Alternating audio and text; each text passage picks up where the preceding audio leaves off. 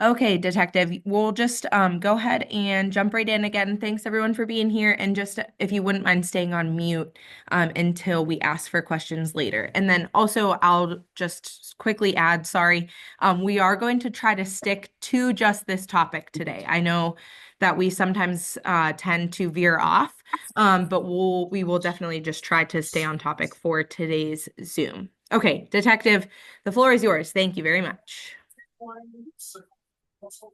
Well, thank you. And I do also have a special guest here with me, Jennifer Jackson, who is our criminal record analyst with the Allegheny County Housing Authority Police Department.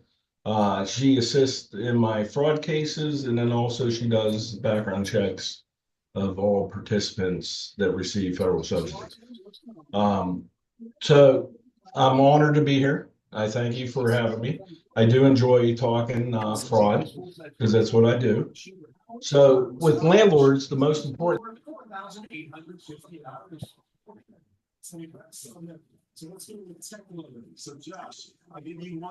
Detective, I think that you were muted. Sorry. There you go. Is that it? Yeah. Nice. Yeah, you're good to go. All right. Somehow I got remuted. So, but anyways, I do have a special guest here with us, Jennifer Jackson. She is the criminal record analyst with the Allegheny County Housing Authority Police Department. She is also my right hand whenever it comes to fraud investigations that we conduct not only for the Allegheny County Housing Authority, but the City of Pittsburgh Housing Authority, and also we work closely with HUD. So, with that being said, thank you for having me. I'm honored here to be here, and it's a pleasure to speak about fraud, something that I do. So, but where we're going to get started is um, I want to touch on the fact of it is very important for all landlords to read and understand their HAP contract, which is the housing assistance payment contract that you sign whenever you're leasing up a Section 8 tenant. That outlines everything what you're required, um, your payment agreement, what you're obligated to report to the housing authority, and then how to submit basically any changes that you're requesting. So always maintain a copy of the HAP contract for every tenant. Suggest somebody's bleeding through. So, but the criminal issues that you want to look at is the landlord married to the Section 8 participant? And do both reside in the subsidized unit? We've had many cases in regards to that. Generally, those ones go federal because that is highly frowned upon. We do have a federal conviction with that as well. Actually, most recent just come through where the young lady was indicted federally. So, is the landlord related to the Section 8 tenant? So you have to report that. That's very important. So there are certain accommodations that could be made if you have a handicapped child, a handicapped family member. But the important thing is notifying and making sure that the housing authority is aware that you are related to the individual that is going to be leasing your unit. Does the landlord and Section 8 tenant have children together? That's also important to notify the housing authority. Um, does your children reside in that unit? Is it joint custody? That information is needed. Um, and also too, is the Section 8 tenant possibly subleasing the unit? Or is the landlord and Section 8 tenant possibly subleasing the unit? So we've had a case on, well, multiple cases on that and multiple indictments to where the landlord and the Section 8 tenant were in cahoots and they're subleasing the unit and they're splitting the money. Not only were they receiving full subsidy for the property, but then they're subleasing and gaining. So they're getting double for the property and then they're splitting the proceeds between the two of them. So all landlords are required to report any death of a tenant. So if you learn that your tenant has passed away, you're to immediately notify the housing authority once you receive that information. If the tenant vacates the unit, you're to immediately notify the housing authority that your tenant vacated the unit and is no longer staying in the unit. Um, So this is important. So we get this quite a bit. I will tell you that HUD does pay particular attention to these cases. And if this does occur, there is a good chance that this will go federal. So whenever you enter into your HAP contract, you're reporting whether or not the tenant's required to pay utilities, not required to pay utilities, and what the going rent is. So what the agreed rent is for that unit. So you cannot side charge or decide at any time that I've been paying utilities and then now they're going up. I'm going to impose that charge onto the tenant. You cannot do that without notifying the housing authority. You have to notify the housing authority that you are requesting additional payment or the utilities are being switched to the tenant. And they'll let you know if it's okay and then how to proceed forward. So So it is definitely important that the owner landlord may not charge or accept from family members or from any other source, any payment for rent of the unit in addition to the rent to owner. So it is very important to remember that. So if it's a family member, and it's on behalf of the tenant, it's still fraud. So, all right. So civil issues that may arise. So it is not the ACHA's responsibility to evict your tenant. So that is very important to remember. So if there is a lease violation, you just move forward as if it's a regular tenant that's paying you directly and paying straight rent, and move forward with the lease violation and the eviction process from there. But you are required to notify the housing authority that you move forward with eviction and evicting the tenant. It's not the ACHA's responsibility to reimburse you for any damages, any portion of unpaid rent. That's you move forward just like you would with any other tenant. And then as you're moving forward with the eviction process, the unpaid rent's going to be listed on the LTN, or the LTC, the landlord tenant complaint. And then you want to list any, whether it's damages, any amount owed to you as the landlord on that. And then you'll actually go after that civilly. Um, Unpaid utilities as well. Liens due to unpaid utilities, the ACHA will not reimburse you that. Damage to property, the ACHA will not reimburse you on that. Disturbing other tenants, right to peaceful enjoyment. That's one thing that in low-income public housing that is owned and managed by the housing authority, that's one thing that we always look at. Is this tenant disrupting the other tenants? Is it disrupting the way of their living or their activities, whether criminal, loud music? Is it an ongoing issue that is disrupting your other tenants? So that's one thing that I do suggest that, um, I mean, I like it in our lease, so I'll put it to you that way. When to contact the ACHA. So if the tenant Section 8 participant vacates the unit, if a tenant Section 8 participant is possibly subleasing the unit, if the tenant Section 8 participant pass away, if a tenant Section 8 participant has an unauthorized illegal living. So on the Allegheny County Housing Authority webpage, we do have a fraud section on there to where you can submit fraud via online. There is a number that you can call in. It does, we get calls all the time. I would say the better way is to fill out the form online because that comes to both Jen and I directly to our email once you submit it. So, and then if you always have any questions, I know Mike, Hannah, they're always available to answer questions from the landlords.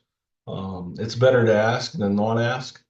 And then, as the old saying says, it's that it is easier to ask for forgiveness than permission. No, that doesn't apply here. So you better be asking permission before you do anything. So that is what I have. Does anybody got any questions? Hannah, you want to screen the questions? Do we get any chats going on? Yeah, so I will absolutely take questions in the chat when everybody is ready, or if we want to go ahead, everyone's pretty keen on raising their hand here. If you know how to do that, we can do that as well. Um, yeah, but either in the chat or that. All Who right, wants to be the first one to go? You covered quite a bit, Detective. That was great. Thank you. you're welcome.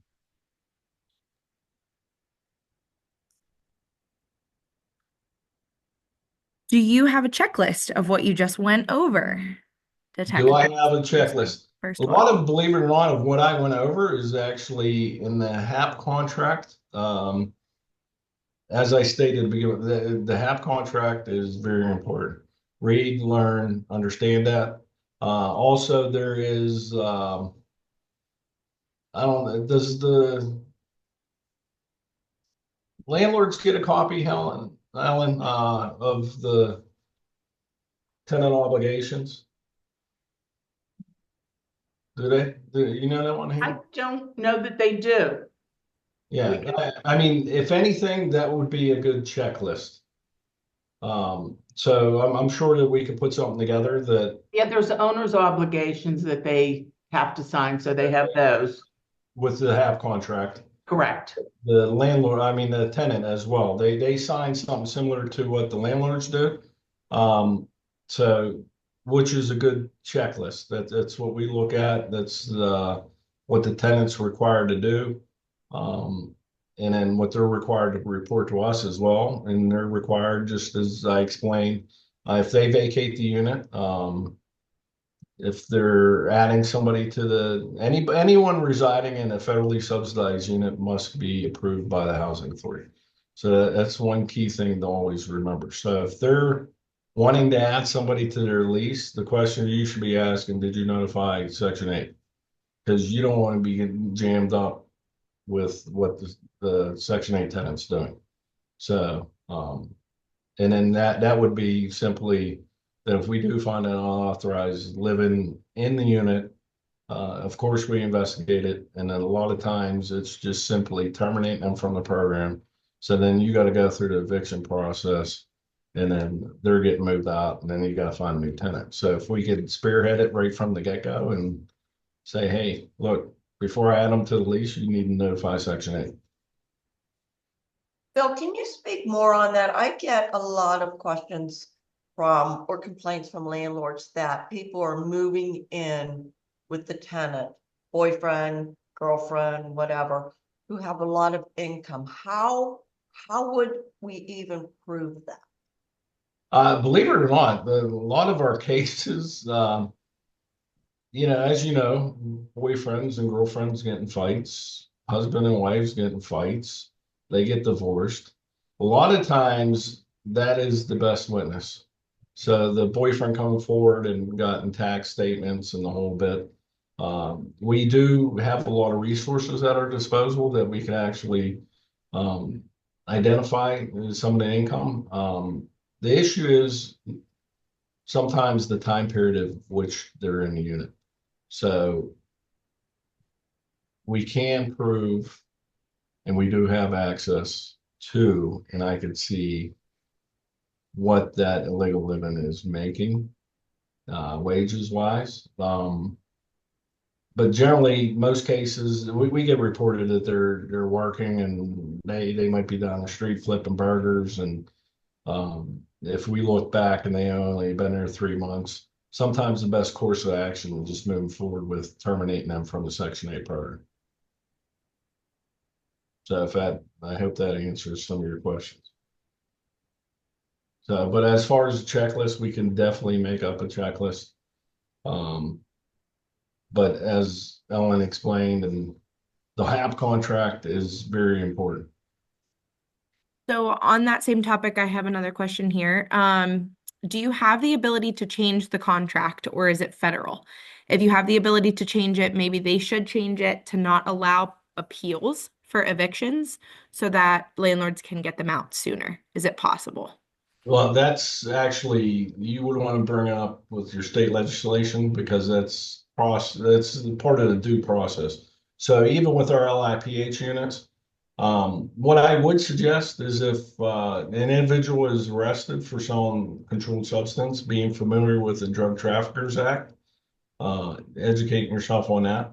But we go through the same due process that you do. So with our properties, whenever we got to evict an individual, we go to the magistrate, they file an appeal, we go to arbitration, they file an appeal, then we go in front of the judge.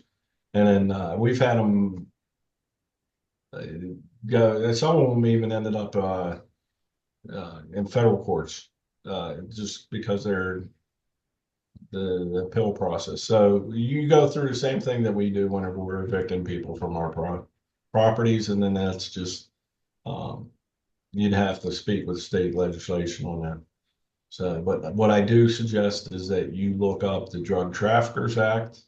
It's expedited eviction, um, and educate yourself on that. If you do have an attorney handling your uh, evictions, and then some do have management companies, they should definitely be familiar with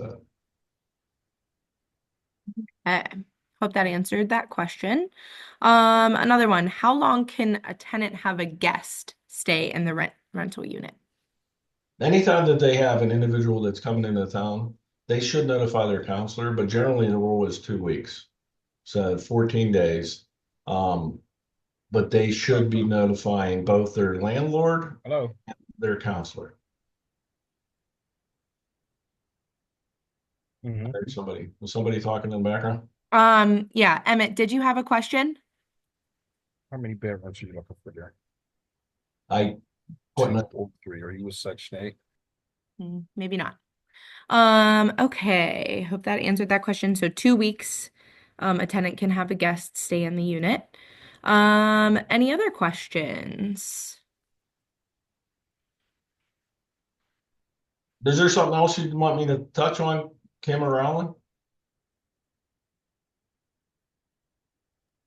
Can you go over, without names, of course, some of the biggest busts, I guess is the word, that you're taking up, maybe with the Inspector General?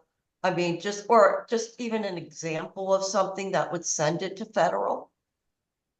One huge one, it ended up being like $54,000. It was where the tenant was married to the landlord, and they both resided in the unit. I had one recently that was indicted federally. She started off as a Section 8 tenant, and then she actually purchased the house off the landlord through the Section 8 Homebuyers Assist program. And then she was subleasing that unit while she resided in a different state. I've had cases to where uh, the tenant, so the Section 8 had a household. Their child was incarcerated for a substantial amount of time. I think at the time that we did it, it was 7 years that he was incarcerated for a homicide. And she basically was bringing in her nephew to pose as her son. She was indicted. I filed a nice case in this state on a landlord that failed to report the death of their tenant. So generally in that situation, whenever we learn of it, because it's reported to us, um, generally it's pretty quick that we get an alert on it. And sometimes unfortunately, just because of the process, whether they were taken to the morgue, and then it was a county situation to where they're down to medical examiners. So it might be a few months out that we receive it. While this landlord was contacted by Miss Longall, she'll generally notify you saying, hey, you failed to let us know that your tenant is deceased. Your tenant, passed away several months ago. You failed to notify us. So therefore you owe the housing authority this much money. Well, the landlord failed to respond back to Miss Longwell. Miss Longwell got me involved, and I reached out to the landlord and suggested that they get in contact with Miss Longwell. They failed to do so, so they were charged and convicted for fraud. Anything else you can think of, big ones?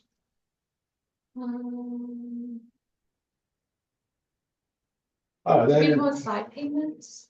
We did have one that it was, and I think it was 24,000. It was a landlord went in cahoots with the Section 8 tenant, and they both subleased the unit. They're splitting the funds. They were both indicted. We get so many cases that it's, and I haven't, one, the most common is like subleasing a unit with the, and being married with a Section 8 tenant, or being in a relationship with the Section 8 tenant. We did have a few that, like I said, the spouse or the boyfriend came forward and then basically knocked on our door, had all his, he was claiming the kids, the whole bit. So, and had very, the one was, he was a driver for pharmaceutical company, so he was making nice money. So he brought all the wages, and he even testified in court. So, and believe it or not, a lot of times the complaints come from a reliable source, which is like a sworn family member or a friend, close friend. So, and they provide a lot of information to get us started, and then we're able to corroborate that information through a lot of resources that we have available to us. And we do work with multiple agencies. FBI is even on some of our cases. Generally, a lot of it is HUD, OIG, Department of Agriculture, who oversees the welfare that the recipient receives if they are on DPW. We do work with state police a lot. So, and then in certain cases, whenever it gets into in-depth finances, we will pull in the Allegheny County District Attorney's Office, who a lot of their detectives are, they were previously accountants. So they're very good whenever it comes to going through finance and financial information. Okay. I have maybe more of a statement that you can elaborate on, but we always preach to our landlords, it's important to do your own due diligence, right? When running background checks and things along those lines with their tenants. Maybe if you and or Jen could run over what we do to in the very beginning of the process of running information on our tenants in order to obtain a voucher, right? Does that make sense? To the systems, but you could speak to that. Like So when someone's applying for housing or assistance in some sort, they are required to. Should I move up? Yeah. Hello. They are required to consent to a background check on any family member over the age of 18. The federal guideline or the federal regulations have several of their non-negotiable standards for an individual receiving subsidy. Then each housing authority is different, so those rules could be different from Washington County, Allegheny County, the city of Pittsburgh, Keysport Housing Authority. Each one's different. But a state check in Pennsylvania is ran. And we are looking to make sure there's no significant, background check, or crimes that relate to drugs or violent criminal activity, guns, trying to think, sex offender, or sex crimes. So anyone on, the national, not just Pennsylvania, the national, sex offender registry. And we make it the determination. Now, just because we make that determination doesn't mean that they are free and clear of any type of criminal history.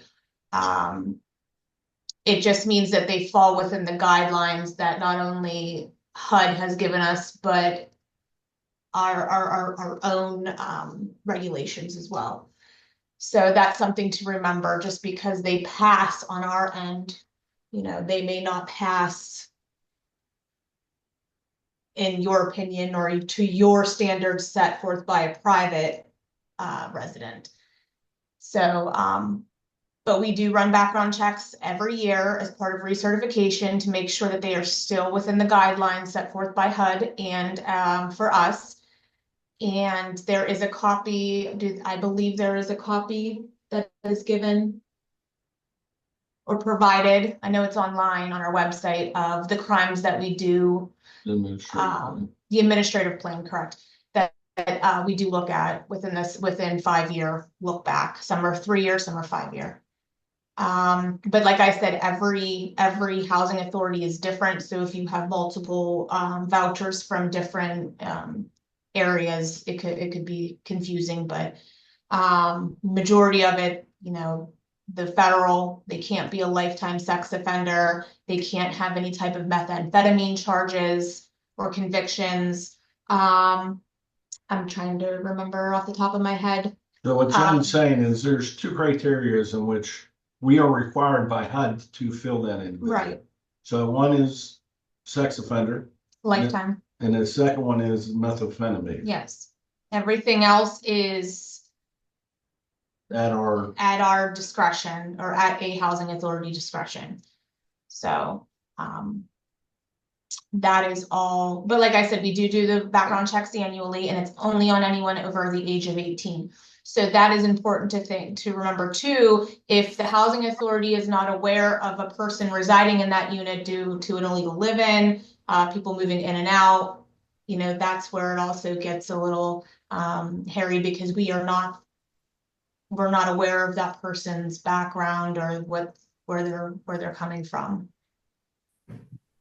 And it doesn't hurt that if you have a tenant arrested out of the unit and you're aware of it, and then I would definitely report that to the housing authority as well.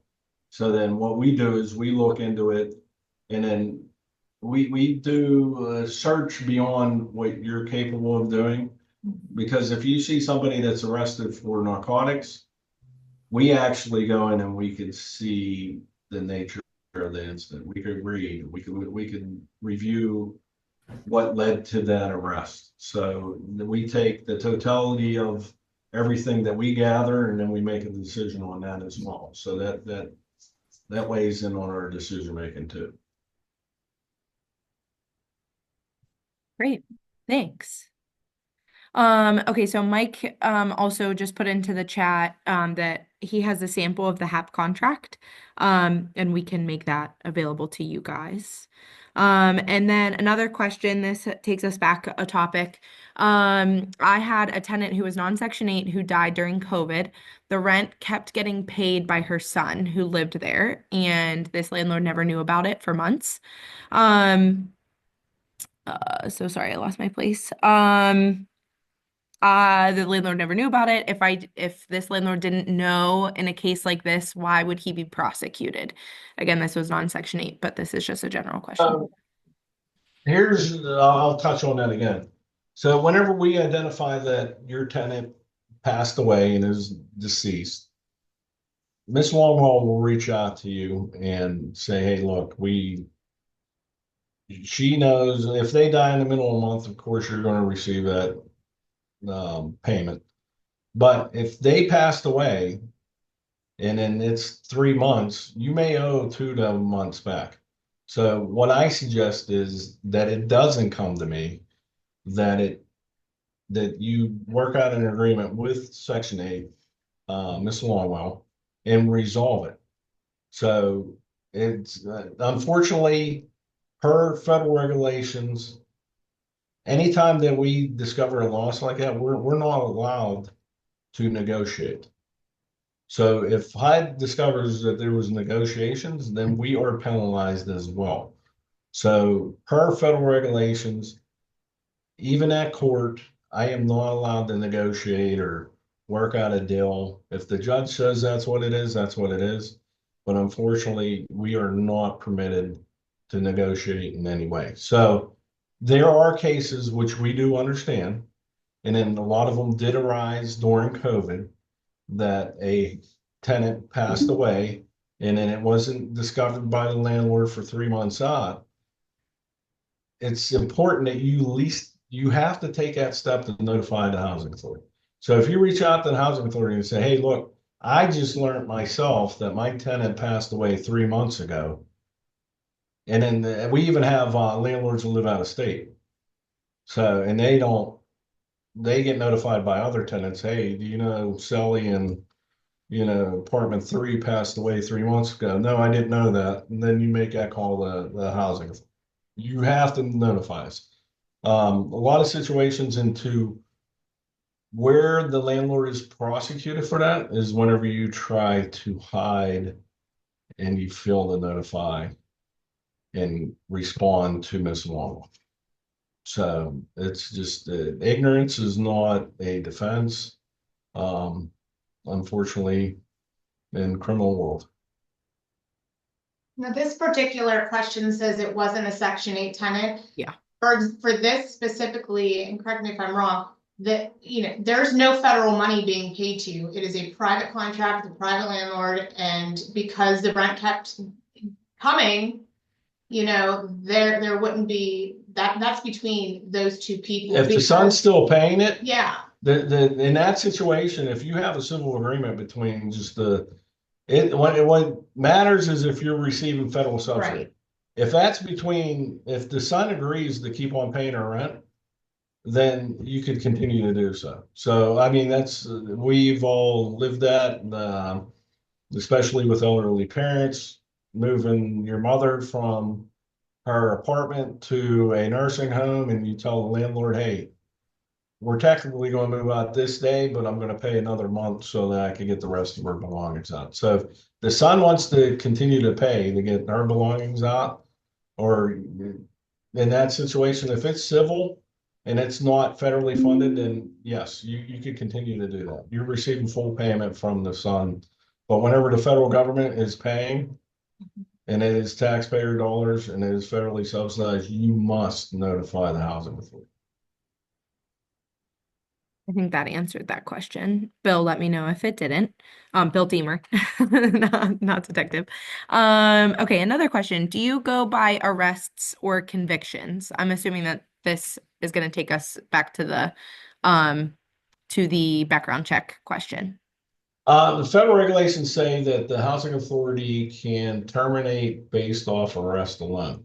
So, but as I stated, we will dig into, so if you have a company doing your backgrounds and you see just that they're charged with possession of a controlled substance, well, we'll go in and we'll actually look at the case, and we can actually read the police reports and read the criminal complaint in which they filed to file the charges.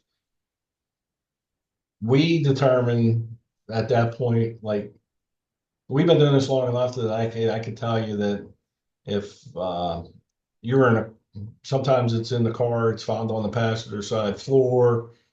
We know it's the passenger, but in some cases, everybody that's in the car is charged. Nobody wants to fess up. You get downtown, and it turns out that it is the passengers, and the charges are dropped against the driver. So we will watch those cases.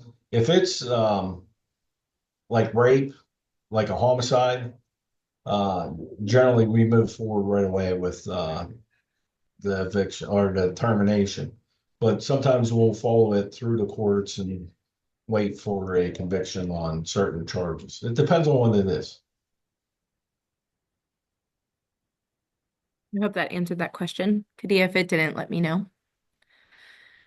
Okay, any other questions? I feel like Joe Elawinoni, you had taken yourself off of mute. I just want to make sure that I didn't miss a question from you. Okay, Bob, hello. If a tenant tells you that they are married and introduces the guy as her fiance or husband, will Section 8 list him on the voucher? Any individual residing in federally subsidized unit that is managed by the Allegheny County Housing Authority must be approved by the Housing Authority. Therefore, if somebody is getting married or is married and their husband or fiance is living in that unit, Section 8 must know, or you will be notified by Section 8, hey, your tenant applied to add somebody to their household. And then generally, do you notify Kim Allen? Do you notify the landlord if there's going to be an additional addition to the household? Actually, if it's an adult, that should be approved by the landlord first before we'll add them. Yeah. No. If it's a birth of a new child, then we do not.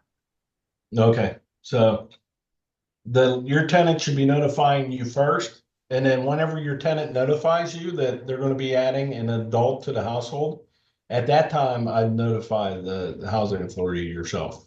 And that's just simply shooting one of them an email. Hey, I was contacted by so-and-so.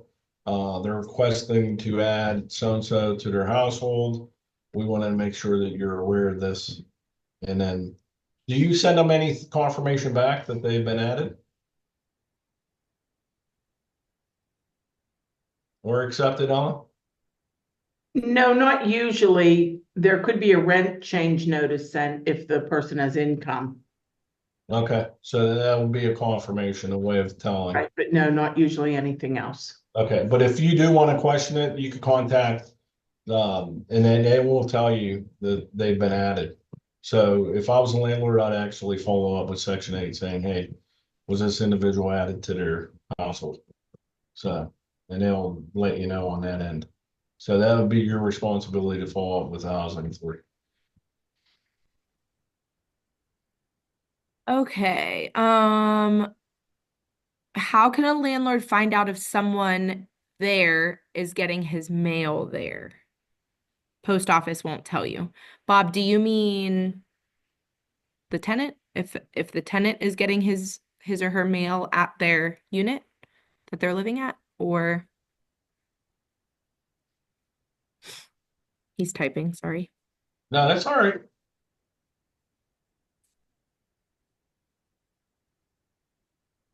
Oh, someone not on the lease. Right. So how can a landlord find out if someone that's not on the lease? Yeah, the post office will not disclose that to a private entity. Whenever we are looking at it, we can actually get that information. A lot of times, I mean, yeah, unfortunately, you can't go through your mailbox.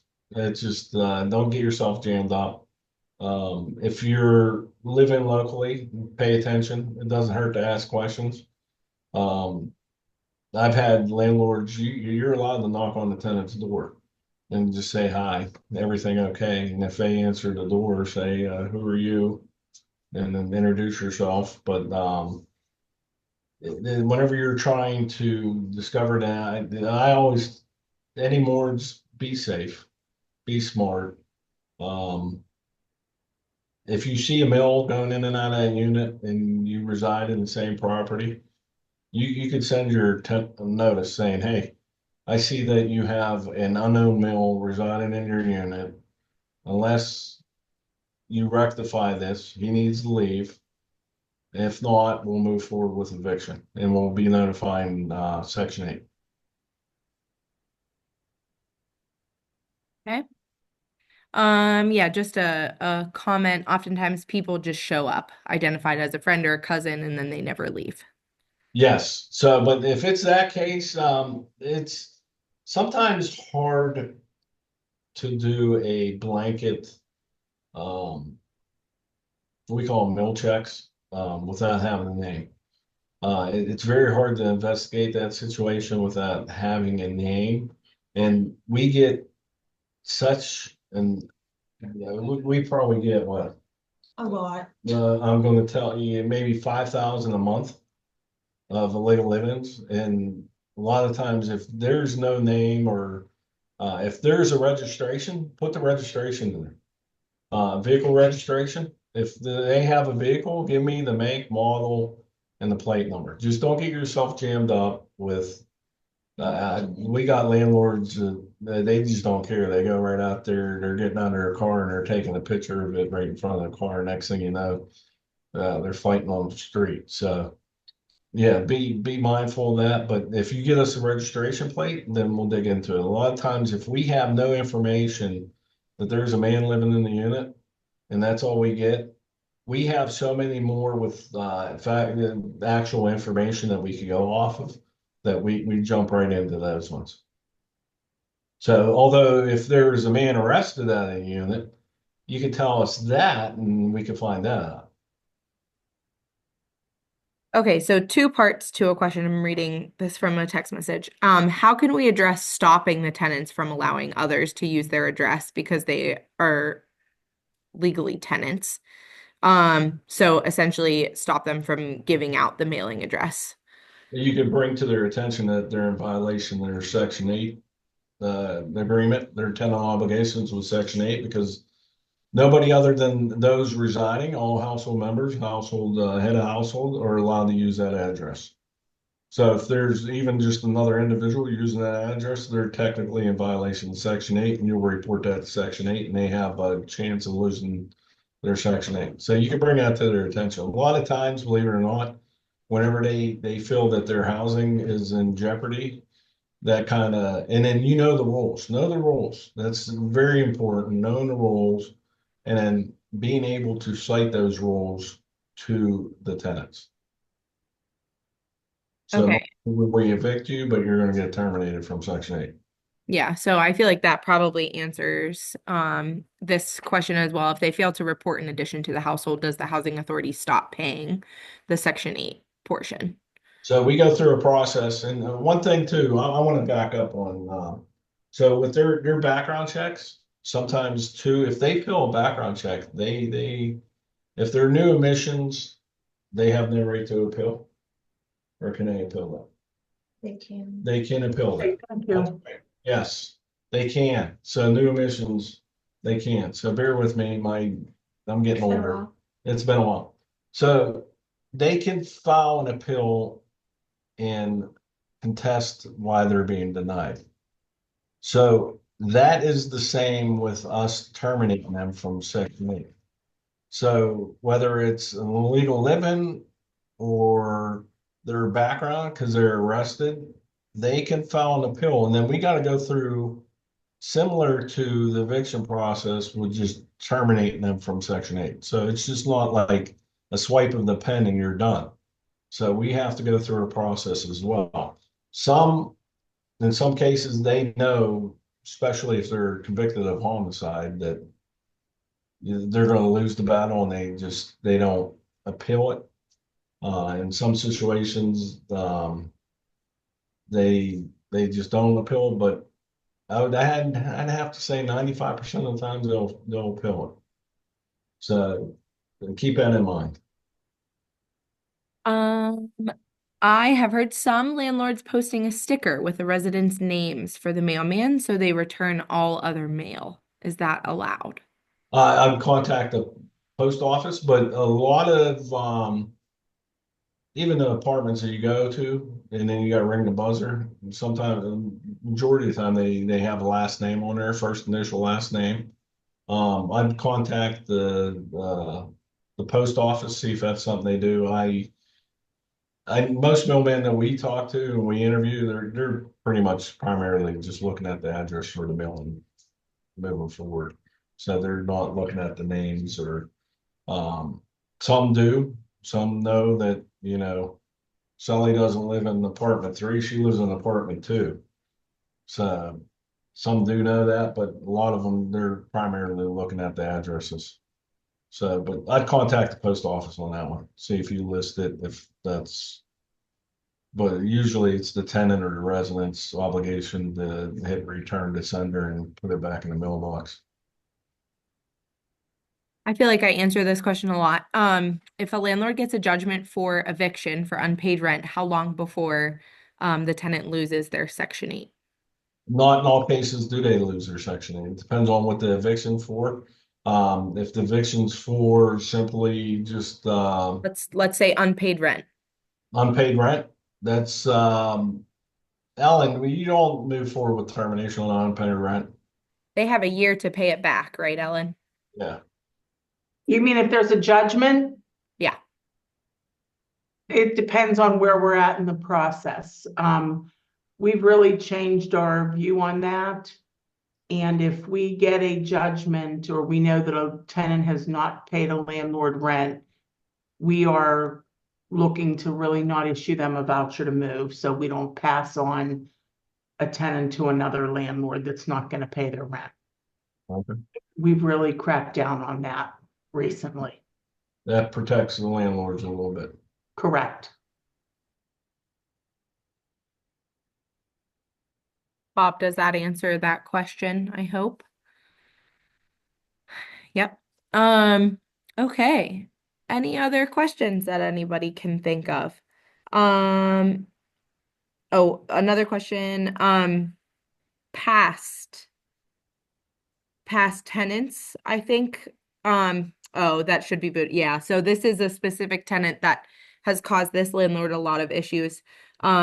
She should have been, a lot of issues. I feel like Sarah or Mark would probably have to list all of them for us. I'm just talking to Sarah via text, but past ones that should have been, kicked off of the program, that would be case by case basis. We would just have to, look into that. I feel like a lot of the times, as long as the landlords are really good about communicating with the housing coordinator, sending, everybody here as much paperwork as they can from judgments and any other court documents and things like that, we would look into things like that, right, detective?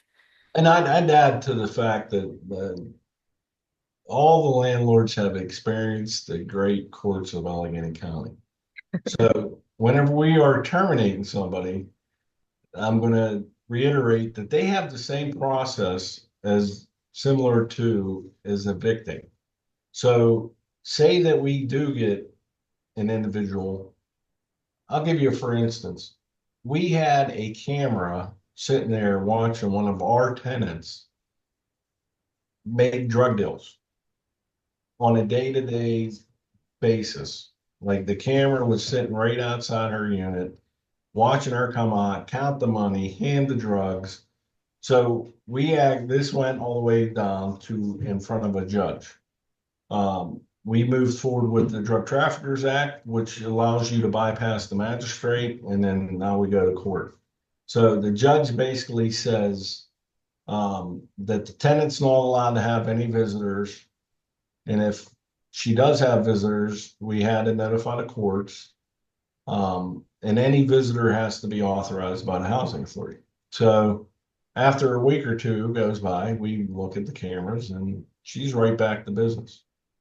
So, but he postponed it like 6 months and she abides by this and she can stay. So we've all experienced that down at the courts. And I'm going to tell you, it's very similar whenever you try to terminate somebody from receiving Section 8. Depends on what judge you get, and it depends on what the nature of the incident. So whether or not some judges just don't like people losing their housing. So if that answers your question. Yeah. So it doesn't mean that we didn't try. We definitely tried. It's just sometimes the courts say they stay. Okay. Sarah's typing, so I'll wait for for something else. What screening practices and tenant management practices do you see the most successful that landlords put into place to supplement your screening and ongoing certifications or inspections? This is a good question. So essentially, what would, we recommend landlords do in addition to what we do? This takes us back a bit, but I would definitely familiarize yourself with the HAP contract, the administrative plan, which is on our website. So, which outlines the tenant obligations. So the termination practices outlined by the administration of the housing authority, what we have to adhere to. And then as the police department, we follow pretty much black and white. What they say is what we move forward with. And then unfortunately, like I stated many times, is whenever it goes to the courts, sometimes that's decisions up to a judge. But I'd outline my lease. There's a lot of good verbiage in our administration plan. And then just having a strong lease and then enforcing your lease. So, and then I'd come up with forms, like with our management, we have, we call them, lease violation notices. So if they violated the lease, keeping good, documented records. So anytime that you send the tenant a notice, keeping documentation on that. So, through our system, we have a management system to where it allows the managers to put in notes, like I talked to so-and-so on this date.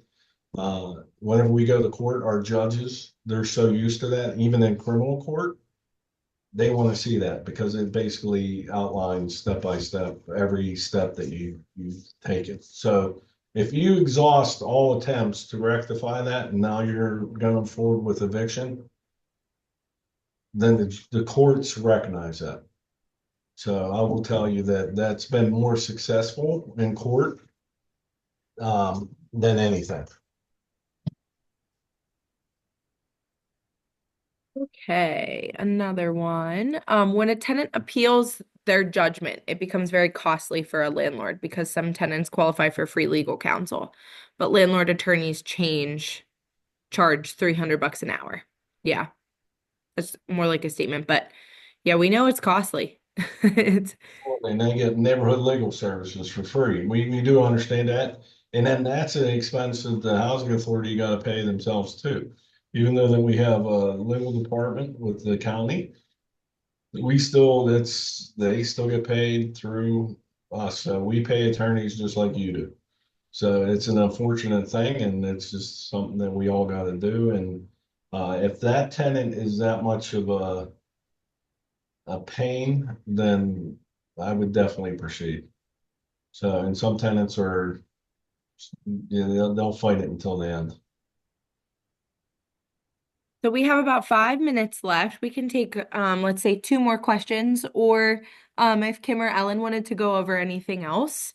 Or Mike, if you have any ideas, if you get questions or anything. I feel like the side payments are a big question that we get a lot. You covered that, you and Jen both did. You're not allowed to ask for side payments. And I will emphasize that is the HUD that good chance that's going federal. Yeah. So I'll tell you that. Anything else? Yeah, anything else? Mike, can you think of anything? I have been trying to kind of rack my brain. I feel like it's a lot of case by case stuff.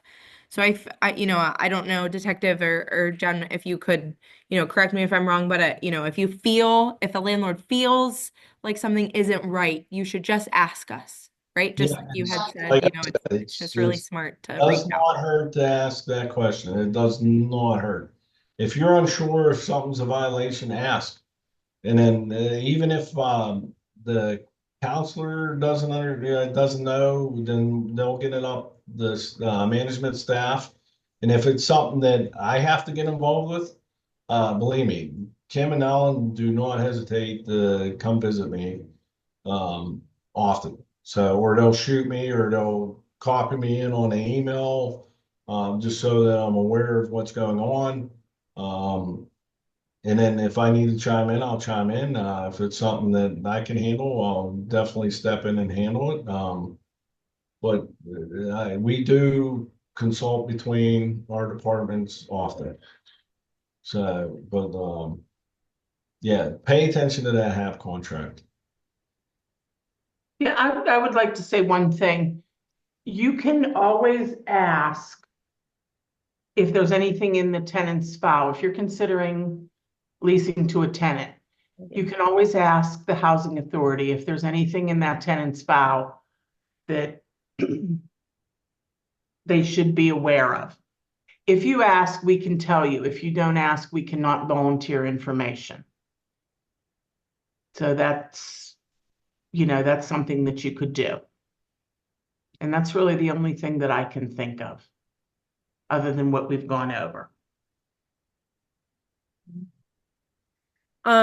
Joe, your question about incentivizing good housekeeping, give us a ring later. We can talk about that. That's sort of a different topic. We can talk about that later. I'm going to take Luciano's question really quickly because it's on the same topic here. And then Bob, Luciano, if someone has a 1-bedroom voucher and they want to pay the 2-bedroom and they're willing to pay the difference, is that okay? You need to notify the housing authority. So you need to No, can I answer that question? go ahead. Yeah, so if they have a 1-bedroom and they want to rent your 2-bedroom, we have to calculate their income. They can pay up to 40% of their income. They cannot pay any more than that. So just because they say they can pay it, they can't. We have to calculate if they can afford the unit. Does that answer that question? I think that does. Yeah. That was a great tip earlier for sure, Ellen, about making sure that people can ask us about any things that they don't feel, anything that we may have in our file. Okay. Bob, you said that you had a question. I'll wait for that. Joe, yeah, feel free to call one of us to talk about your question. I'll wait for Bob for a quick second, or Bob, if you want to give us a ring, that would be fine too. Anything else that we want to touch on? Ellen or Kim or Mike, detective? Actually, just want to say, that I enjoyed this. There's a lot of good questions, and I'm just glad I could help. And big thing is, don't ever hesitate to, if you got a question, reach out to Section 8. Then if it's something that gotta come to me, they'll forward it to me. But great questions, and we're always happy to help out. I have a question. Yeah, go ahead, Bob. Yeah, this may be directed to Ellen. So this happens occasionally. If I have a 3-bedroom house, I always get a girl that'll have a 2-bedroom voucher, wants a 3-bedroom house. And she sometimes will say, hey, I'm allowed to pay more because I have a job and blah, blah, blah. So all that has to be coordinated through HUD. Yes, so what's going to happen in that case is when the RAFTA gets submitted to us, you're going to put your rent amount that you want. We're going to use her income and we're going to calculate the maximum she can pay. It may be what you're asking and it may be less than you're asking.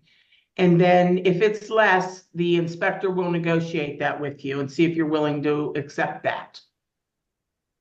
But they are allowed, if they have income, they are allowed to pay up to 40%. Every tenant has to pay 30% and they can pay up to 40%.